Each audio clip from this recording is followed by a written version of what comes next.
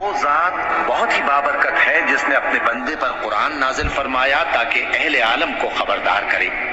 وہی کہ آسمانوں اور زمین کی بادشاہی اسی کی ہے، اور جس نے کسی کو بیٹا نہیں بنایا اور جس کا بادشاہی میں کوئی شریک نہیں، اور جس نے ہر چیز کو پیدا کیا پھر اس کا ایک اندازہ ٹھہرایا،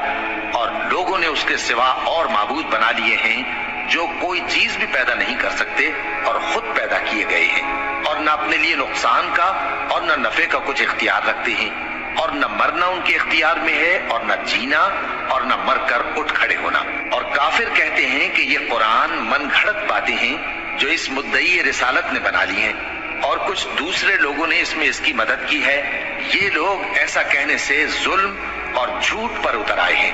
اور کہتے ہیں کہ یہ پہلے لوگوں کی کہانیاں ہیں جن کو اس نے جمع کر رکھا ہے، اور وہ صبح و شام اس کو لکھوائی جاتی ہیں۔ کہہ دو کہ اس کو اس نے اتارا ہے۔